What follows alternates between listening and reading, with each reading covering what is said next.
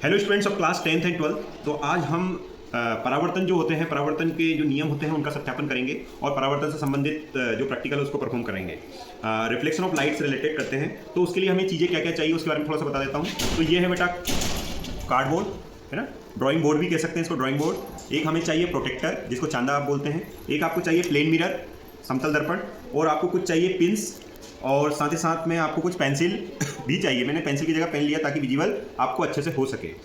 तो अब हम सबसे पहले क्या करेंगे, जो प्लेन मिरर है उसको हमने क्या कर लिया, प्लेस कर लिया इस पर हमारे बोर्ड पर।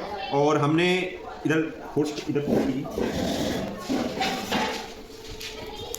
पहले ये इसको दिखाइए, इसमें से दिखाइए, लाइन को, सीधी लाइन को दिखाइए। ये देखो, ये देखिए,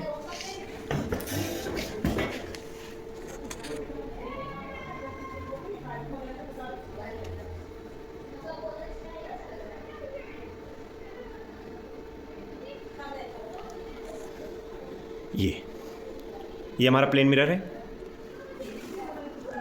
तो ये हमें क्या करना पड़ेगा, सबसे पहले हमने जो जैसे ये वीडियो देखा, इसमें सबसे पहले हमने प्लेन मिरर को हटाया, प्लेन मिरर को इसमें लगा दिया।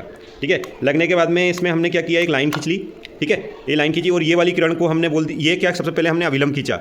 ये वाली लाइन जो 90 डिग्री पर आ रही है इसमें हमने क्या खींचा, अविलंब। देखिए अविलंब ये इस टाइप से होगा, है ना, थोड़ा टिल्ट दिख रहा है ना। ये देखिए, ये अविलंब खींचा है। और ये वाली जो किरण है ये हम मान के चल रहे हैं आपतित किरण है।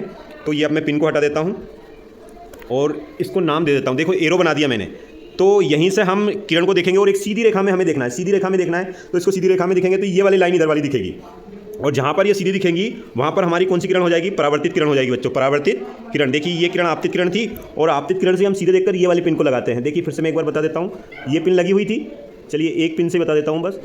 ये पिन को हमने यहाँ पर आपतित किरण पर लगाया, ये लीजिए आपतित किरण पर लगा दिया।